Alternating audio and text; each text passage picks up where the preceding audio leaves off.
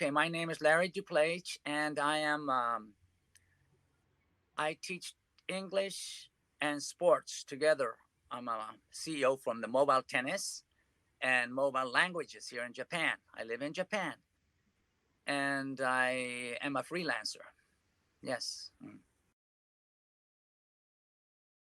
Actually, I was born into an English teaching family. My mother, she owns an English school, and she was a very good teacher and also a very good person to look up to. Yes, I play music. I write music, and also I play tennis and running. Those are my hobbies. I found you accidentally on Facebook, and I grew pretty interested in finding all the information that you offered, and it seemed to offer me a lot of things that I needed to and be able to grow up as a teacher. Well, it helped me as to review and also to the new techniques that you teach, and on the online techniques too. That has helped me a lot and set higher my bar of teaching, the standard of my bar. Yeah. Yes. I think my philosophy has grew up from my sports because I'm a tennis professional too. I have a master's degree in coaching, and it's the same thing that my mother always told me. She says, "Be prepared before you go to a class. Over prepared," she used to say. So that is my philosophy. A good English language teacher makes motivation. That's number one. There's no doubt about that. You have to motivate. And also, I think that you have to be an open minded person in order to be able to accept a lot of criticism, whatever, in order for you to grow, because it is very important to be very open minded, I guess. Yeah, I mean, students are different. I teach from kids from 2 years old to 81 years old. That's been my experience, all ages. So I think the most frustrating thing is when they get stuck in a point, and you have to move on. And sometimes those are one of the things. And also, um, there are people who have different type of concentration, short concentration, people who are shy. I think sometimes getting everybody to work as a team is sometimes it can be kind of frustrating, but also challenging. I like challenge. I taught at the Bay.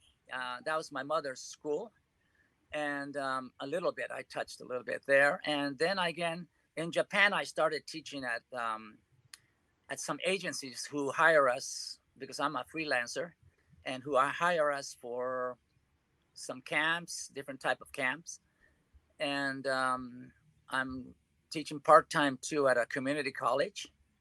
So those are the type of schools, not really as a full time. I never worked as a full time teacher. Actually, to be honest with you, I think freelancers is great. It works for me because I can learn from many schools, and like example from the TESOL, I learned from TESOL a lot of your techniques, and I can use it because some schools tell you to use one type of teaching, their way of teaching. But when you're a freelancer, you're free to teach. You make your own way of teaching, your own philosophy, I guess, or your own method. Well, I talk to them. I try to find out it's a psychology. Then again, there goes my coaching training as a tennis coach.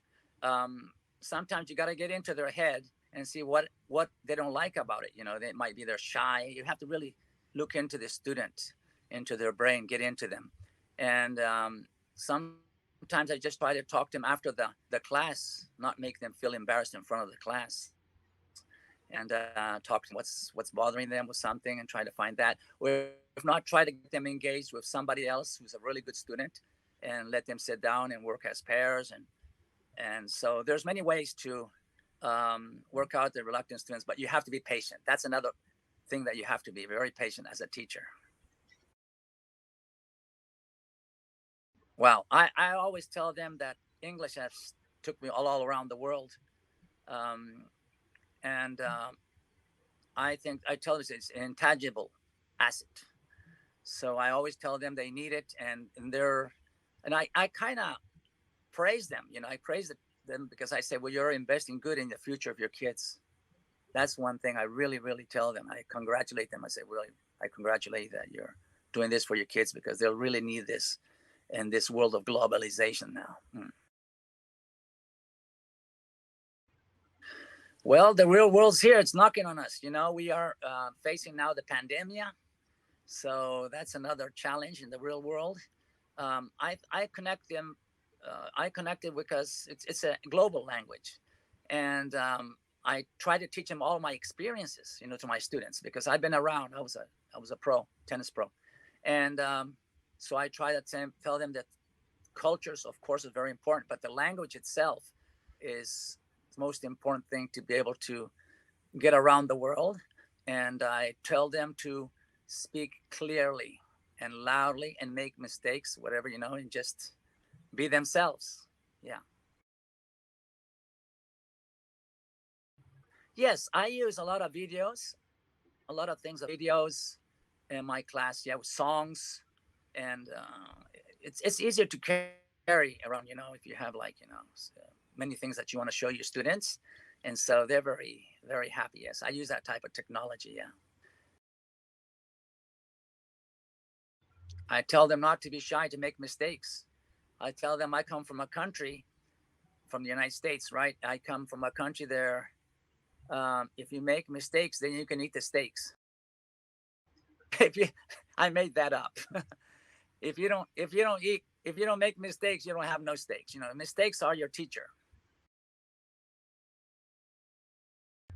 You know what? That's a good question because I've been an owner of my academies and everything. And I look at as somebody who would hire somebody, and so I would tell them to first know themselves. It's very important to know yourself. If you like the kids, or you're just there for the moment. Um, I'm an intrinsic person. I'm not an extrinsic person. So I like the long run. Everything I do is for a reason, for a long run, and I'm really into it. So I really tell my students, I say to the teachers who want to be ESLs, okay, it's good for you to try to be a teacher, but it's not for the money. First, you have to do for changing lives, making difference of people's lives. And it has to be inside your heart. You have to have the passion for it. And also patience. Well, that's a good question. What I would say is not to think about the salary. Go and think more about, experience, gaining experience and learning different cultures. And also, if you're going to another country, being open-minded, try to work as a team. Don't try to go and preach what you know, because after all, you're going to another country. You're an ambassador of your own country. And also, if you are certified by TESOL, you're representing TESOL too. So if you make a good image over there, and then you make the academy a good image too. Discipline is something that I think you have to be, for discipline, you have to have some word that I call integrity. Integrity means that you learn things because you know which is right, and you can differentiate which is right, and you choose right to teach. Discipline means also to be a good teacher, to do your best as a teacher, but in the classroom and outside the classroom. Image is everything in teaching. Discipline is like, I would say, the willingness to learn and do it right. It took me a long time to take this TESOL lesson. I thought it was going to be easy, but there was so much to cover, and it took me like about 6 months just covering and really, really, really step by step learning everything, and that I would call discipline.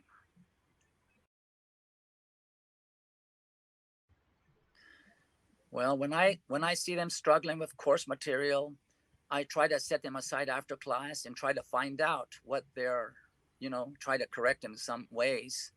And if it's more than those two or three or four, then I go back. I take 2 steps back in my teaching and try to find where are they missing at, so we can. I never let them pass another lesson without them fully understanding. If they have doubts, then they're just wasting time for the next lesson. Oh, and that way I give them special jobs to help out other kids, and believe me, they love it. They love it. And I give them some homework, something to do like that. I get them involved more as teaching and helping other. Uh, that's how I get them. I give them a little bit of that. Well, I don't know. It's really interesting because I'm a humanist. I love people. I think everywhere you go, people are people, and if you can make a difference on people's lives, I mean, every country I've been to. I lived in Brazil. I lived in Bolivia. I lived in the States. I lived in Italy, and now in Japan. These are places that I tell you when I live. I've been to different countries, but very short periods. But I've been teaching many in these countries I just mentioned, and all of the countries are great. It depends on you. You are the product. You are the product wherever you go. It's up to you how you want your students to respond.